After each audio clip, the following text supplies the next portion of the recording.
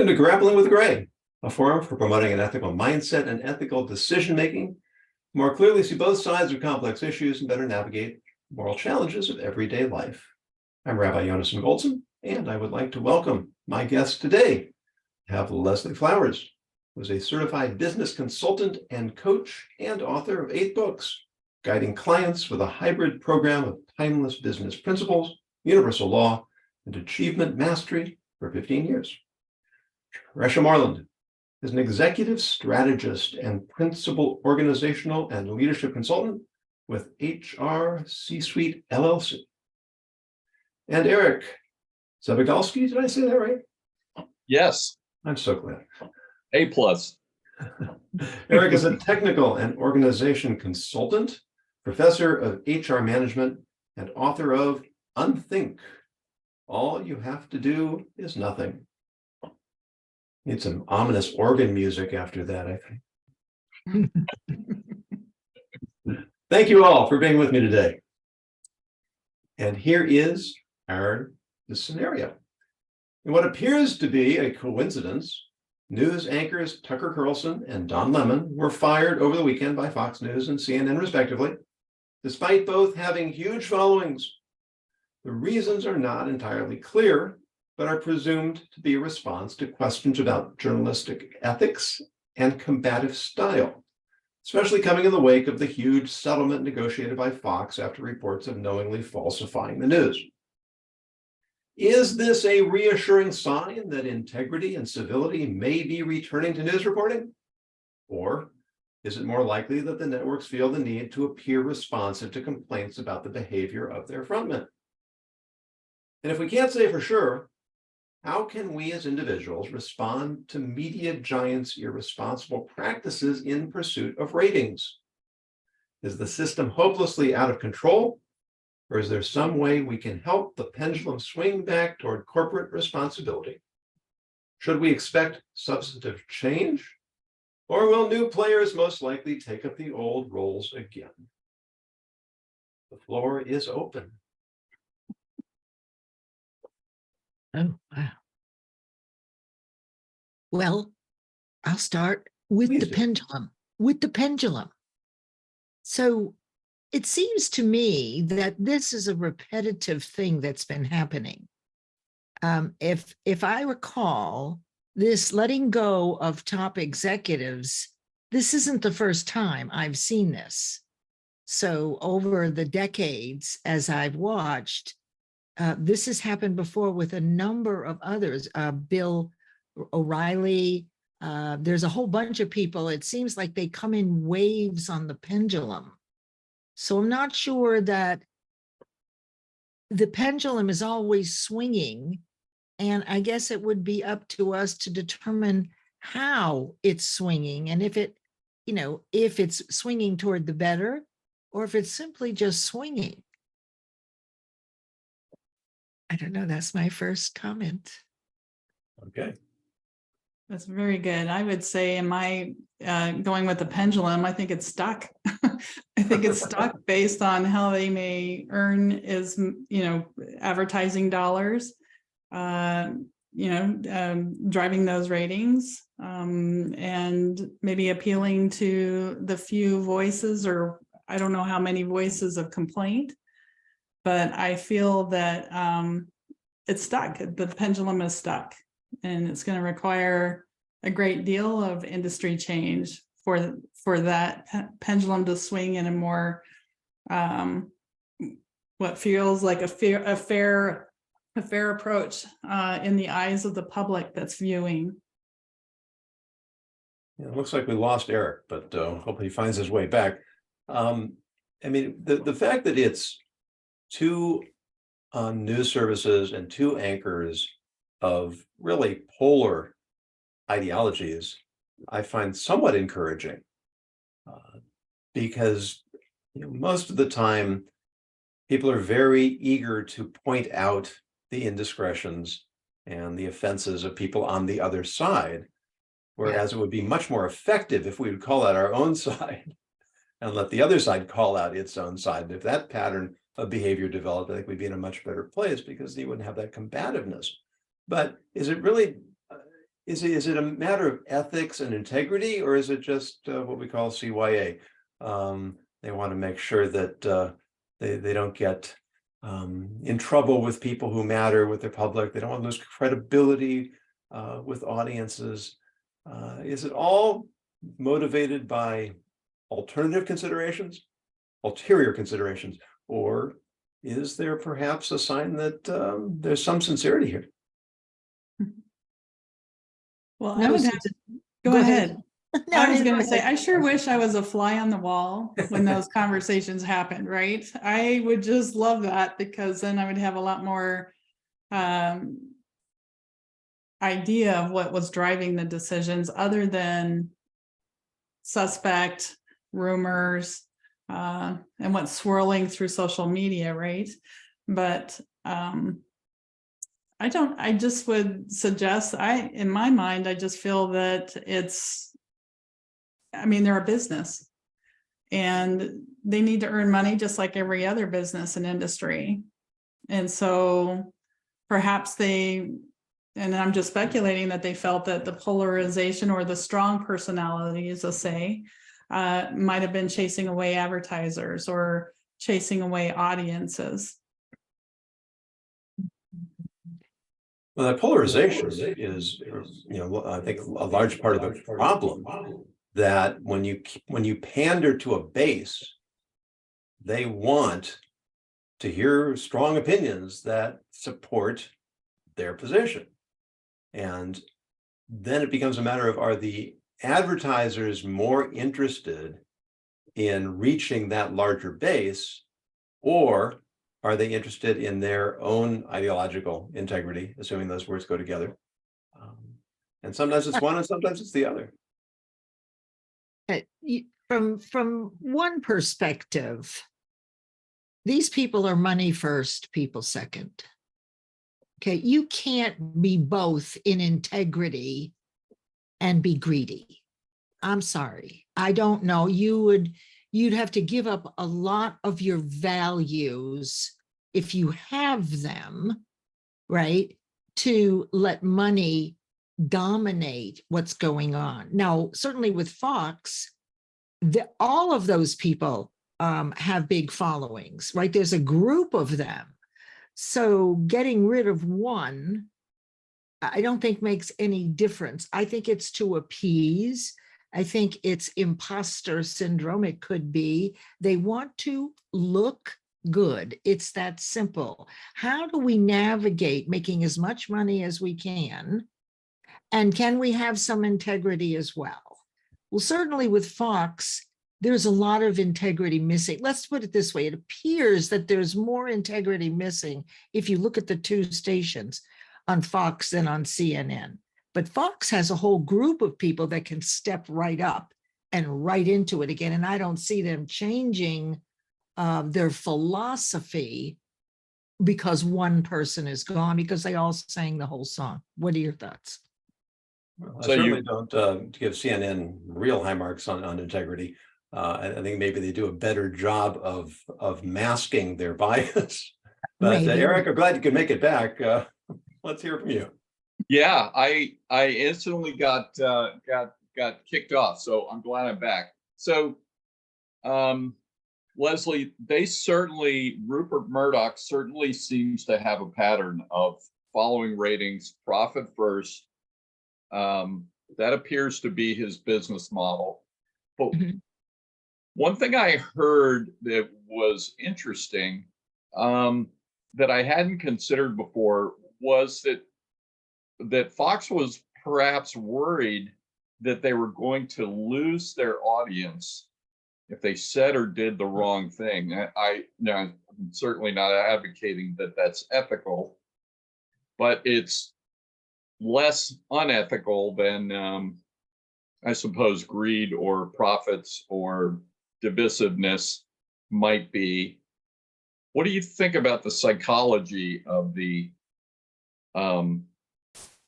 a journalistic outfit like this, and the relationship that they build of, maybe people that want to hear one message, or they want to be triggered, or they want to, they want something particular, or they're going to dump you. I think one thing about Fox, and I'm not the only one to point this out, is that there is a tendency to overgeneralize. Some of their hard news programs, I think, are quite good. I don't have cable, so I don't have a whole lot of skin in the game, but I visit my mother, who almost always has Fox on. And, I really enjoy listening to Brett Baer do the news. I think he's very upright. And they have a few others. But when you get into the prime time, that's when it gets into these, whatever we'll call them, commercialized political punditry, which so clearly seems to be pandering to a base rather than trying to articulate a balanced message. Base sends money. Sorry, Eric. The base sends money.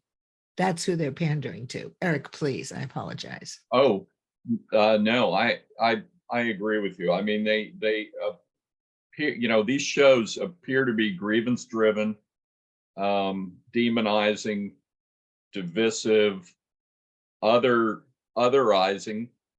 There's always somebody out there that's menacing, or that's threatening, and they'll vaguely make reference to them or the other half, and this type of behavior is it's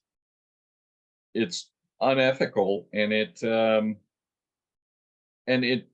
plays to a certain base's fears, and and they can get hooked to it. But I don't think that, to your question, Jonathan, I don't think that Fox is necessarily going to stop. I think they're going to take a break for a while, and then they'll come back. Tucker Carlson had the highest rated show of all of their shows, and he was, so egregious at times, and Fox either encouraged him to do that or looked the other way. I wish that they would change their stripes, but I don't know that they will, as long as they see an audience. Yeah, and I think there's something somewhat, intoxicating, but I think I'm looking for a stronger word. I used to listen to Bill O'Reilly on the radio, and I really liked him. Yeah. I thought that he was clear and thoughtful and reasonably even-handed. And when he went on to cable news, I couldn't stand him anymore. I couldn't bear to watch or listen to him. He just became a huckster. And I think it's a shame. But I think there's a certain inevitability to that. And I also think that, instead of beating up on Fox for the entire half hour, one thing about Fox is that they're really the only conservative major outlet. So they're a lightning rod, whereas pretty much all the other networks are left or center left. And that creates this sort of sense that Fox is this great evil on the right, because the other nations are sort of diffused. Tresha, you have any thoughts? Yeah, I just looking at it from the viewpoint of an audience. Now, I also stopped watching cable news, especially around 2020. So I was, like many, was grappling with several personal losses at the time. So I was living with grief. And what I didn't need is this negative sensationalism bombarding me on top of addressing grief and all of that stuff. So I thought, you know what, I have the option to turn it off. And I did. And, looking at it from a general audience view, they all have the choice of what they listen to. But it's interesting that the statistics are showing that trust in the media is at an all-time low. So for me, I'm having a difficult time just pinpointing one station over another for that trust. I think it's an overall industry issue that is driving a distrust. So today, I mean, you've heard the old saying, trust but verify. Well, I think that's gone. It's now verify, verify, verify. And the thing that's rising up in the ranks is independent journalists, boots on the ground journalists, you know, people, just everyday people out with their cameras and things like that. And people are starting to view, those are on the rise. The viewerships on those are on the rise. So I guess I tend to want to look at it from a broader picture and wonder, you know, where's the audience? And right now it's in the verify, verify, verify bucket, forget the trust. And it may have just been because of what we went through with COVID. I mean, it was such an eye opener that now people are really starting to ask more questions than before. And you made two competing points there, Tresha, that I think are really interesting. One is there's a certain cultural inertia, right? As we don't trust the media, but we continue to watch them, which kind of reminds me of the looming presidential election, that an overwhelming majority of people don't seem to want Biden or Trump, and yet there's this sense of inevitability that that's exactly what we're going to end up with. So it's really that classic definition of insanity. We keep doing the same thing, even as we recognize it's not working. But the other thing you said, Tresha, is the rise, well, I don't know if it's a rise yet, but at least the emergence of independent journalism. I mean, Substack has some voices on there that are extremely articulate. And a number of them are people who consider themselves liberal, but are absolutely appalled what they see going on the left. Barry Weiss, Rob Henderson. I mean, these are really bright, articulate people. And I heard Barry Weiss say something that was really kind of chilling. She said that as she has become successful building her own audience after leaving the New York Times, she says she starts to pay attention to what is popular and what isn't. And she's inclined to give the people what they want. And she sees herself slipping into exactly that same pattern, that success and really, and the power that comes with it, really do corrupt. And if we aren't extremely diligent and extremely disciplined, we'll be corrupted with it. You know, Jonathan, was one thing in addition to what Tresha was saying, and back to your point as to are things getting better, one of the indicators for me that things will continue this way, maybe cyclical, but we'll see this roll again, right? It seems like to come in waves, this cleansing and purging, regardless of what the station is. I remember on MSNBC, there's a guy named Chris, I can't think of his name, but he was on forever and ever, a fabulous reporter, made a few sharp comments, and his very long career, he was kicked off. The thing that I noticed was that in that settlement, very craftily and cleverly, the people that watch Tucker Carlson and watch that particular station will never hear from them that they lied, that they actually were texting, right? Those texts, I have family members who also watch Fox, and I asked them about, did you know that? Have you heard that? And it's so general on Fox, they really don't know what's going on. So not having the accountability, right, which caused that settlement, their people are not going to go out, their listeners are not going to go out and look for the truth. That's enough truth for them. And so it's really glossed over. And what they can complain about is how much money, right, was yielded one way or another. That's an indicator to me that there is no intention at this time that I can tell to clean up their act in the near future. It doesn't mean that they never will, and we want to hold the space that they do, but by navigating so that they didn't have to fess up and tell their own listeners the truth, they continue to lie or gloss over. What are your thoughts? And they won't tell their listeners the truth. It came out that an investigation that Dominion was that their machines actually created the most secure election in US history. And Fox News would never say that to their base. Because they don't want to lose their base for profit, or they don't want to displease them. And you'd have to say it hundreds of times, because even if you came out once, okay, the way that these people that, regardless of which station, regardless of which side, what you watch in repetitive spaced intervals over time, day after day, week after week, month after month, creates default beliefs.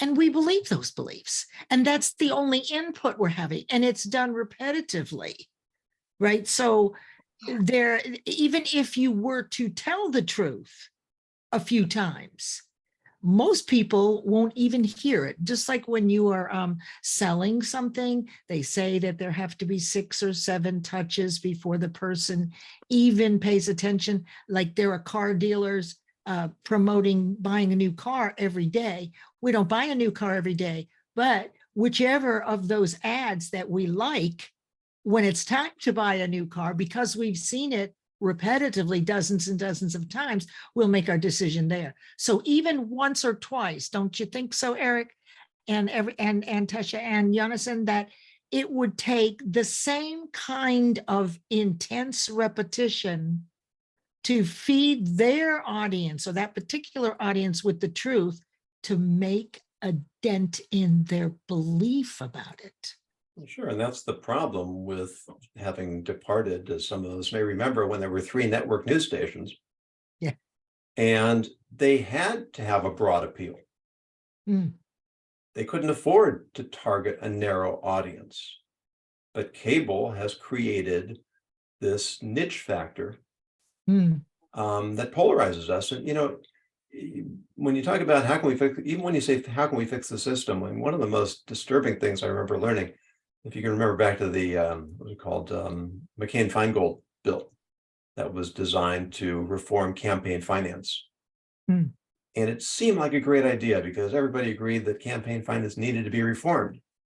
But what it ended up doing is it took the funds away from the parties and diverted them into political action committees, which by definition are much more ideological and polarized. And so what was very well intentioned, the unintended consequences ended up creating these huge war chests that can be very narrowly directed, having exactly the opposite effect. So it can be very disheartening. Our best efforts to try to make things better actually make things worse. And we feel like, oh, we should throw up our hands and give up, which of course, if we do that, then we're really making things bad. Well, the ethical standards and practices of journalism, Fox News busted through all of those. Truth, verifying your sources, minimizing harm to people, being fair and balanced. They used to say that. They used to, you know, you decide. They stopped saying that.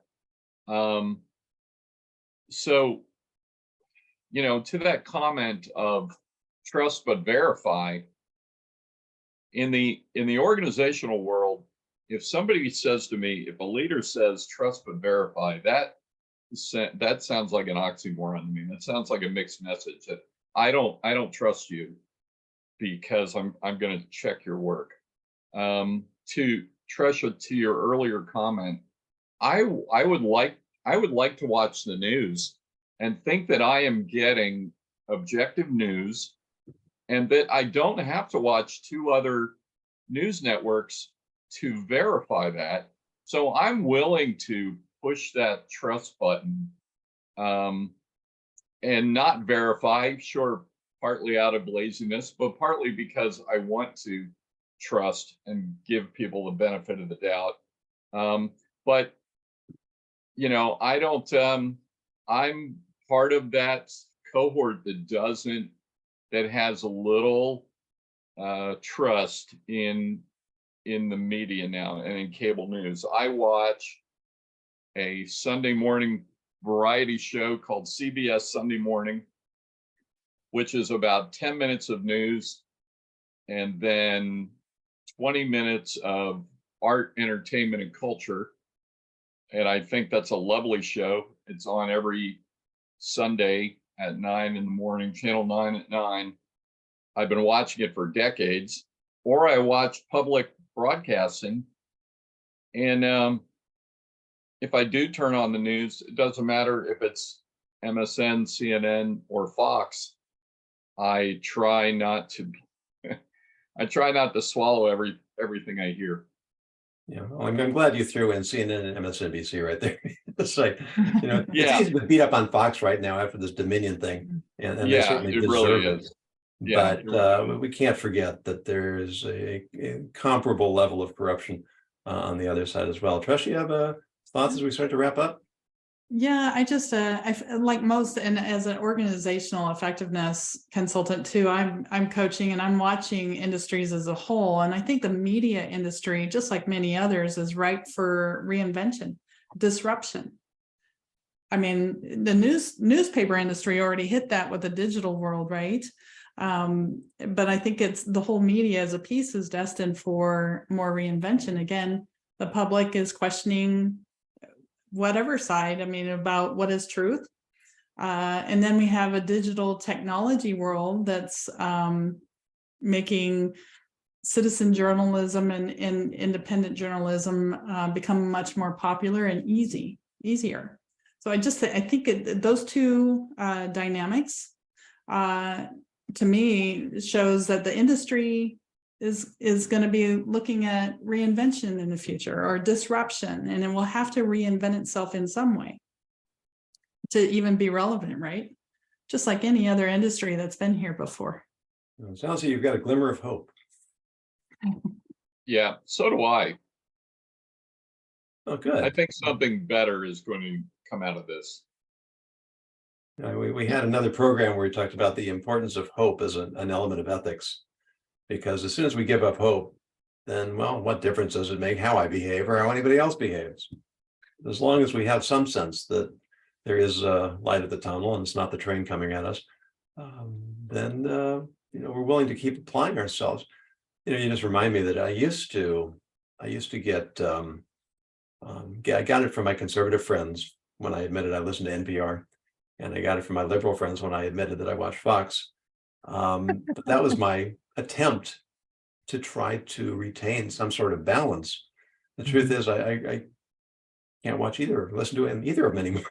It's just so distressing.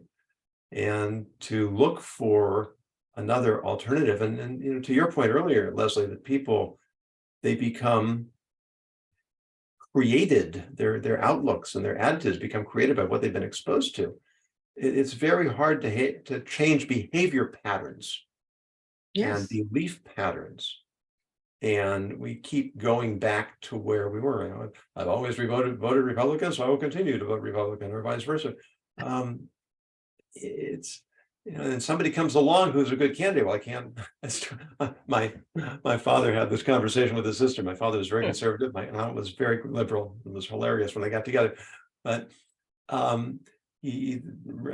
what's his name? The Reverend Jesse Jackson. He was actually running for president and was believed to have had a shot. And my father said to his sister, he said, if he gets the nomination, will you vote for him? Oh, he won't get it. What if he does? Oh, he can't get it. What if he does? Well, I'll have to vote for him. And I must have been in my teens when I heard this. And I couldn't fathom it then. I can't fathom it now. And yet I think there's a lot of that. We have these associations these labels that we've put on ourselves or others have put on us, and we don't make choices. And when we don't make choices, we're really abdicating to the status quo. That's right. And one thing that disturbs me greatly, when I was growing up, we had Democrats and Republicans, and we could still respect each other. What I'm seeing in my family and many friends, I have 2 children that are married, and one is a Republican and one is a Democrat in each family. And during this last few years, what has occurred is there's no discussion. It is so heated and so one-sided, and those who are following Fox, speak as though that is the be all and end all, and those who don't watch Fox and watch another kind of station that gives different information, they insist that that's correct. So it's to the point now where we're not even talking civilly about politics. One child or one spouse is calm and objective, and we can have a conversation, and the other one gets upset. And most of it comes from their community, their parents, their grandparents, their communities, who all have that particular point of view. So they're getting it not only on Fox or on an MSNBC, but they're getting it from their communities, and they're just not talking. And that is not okay. So we need to choose hope. Yeah. Right. To your point, if we don't choose hope and a space for this to transform to something more positive, we're going to be carried away with the negative instead of with the positive. So you mentioned, Jonathan, about choice. I choose hope intentionally. I'm looking for it every day. Well, it's good to hear. And I think that I know that we have to engage people who think differently from us. Liberals and conservatives need each other because we keep each other honest. And both philosophies are Yes, legitimate. they do. Yeah. Jonathan, liberals start companies and conservatives run them like machinery. And they both need each other. Anytime I encounter negativity, I think about negation. I think about isolation. I think about divisiveness, and silencing dialogue, not being able to discuss different points of view. The Japanese have a saying. They say, instead of getting in an argument, they say, let me agree with you from a different point of view. I love it. So I think that, I choose to have a positive outlook on this. I think that Fox News has clearly gone down the wrong path, and they're doing journalism the wrong way. And that eventually people, possibly next week, people are going to turn around and they're either going to wake up, they're going to change their behaviors, they're going to vote with their eyeballs and their ears. And, in a free market economy, Fox News might, if they suddenly became unpopular tomorrow because of ethical reasons, or because they strayed from journalism into theatrics, and people don't want that anymore. Hopefully that'll show up. Now, regarding objectivity, I think there really is no true objectivity. The closest we get to objectivity is probably intersubjectivity. So if we all understand one another, we all agree with each other in principle or in certain areas, if we can find common intersubjectivity, then we can coexist. Well, listen, the example I use often is you can only look at a three-dimensional object from one side at a time. And Yeah. that means that you have to change your perspective if you want to see the whole picture. That's And right. you, even after you do, you can no longer see the original That's right. perspective. Mhm. So we can't, right. the truth is there, but we need each other to be able to see it clearly. And then I hope by having Yeah, conversations like, and if you refuse to do that, that's your right, but at least admit it. You know, I wrote about, I think that's a good I point. wrote in, yeah, I wrote an article and I titled it "The Arrogance of Ignorance." And Oh, yeah. in this day and age, not knowing is no longer a good excuse. So, you know, maybe you're just stubborn, digging your heels in, or you refuse to change. Ignorance now is, you know, not just the act of not knowing. Yeah, and I think willful ignorance is profoundly unethical. But I think that's where we'll leave it for today. And my hope is that by having conversations like these, we can do our part to move the needle and influence the culture in a positive direction. So thank you, Leslie Flowers, Trisha Moreland, and Eric Zabogalski for a fascinating conversation. For those of you who are watching or listening, if you have a topic that you would like us to take up, please go to jonasandgoldson.com, use the contact information, submit your suggestion. If it's compelling, we'll definitely take it up. And we look forward to having you join us on future episodes of Grappling with the Gray.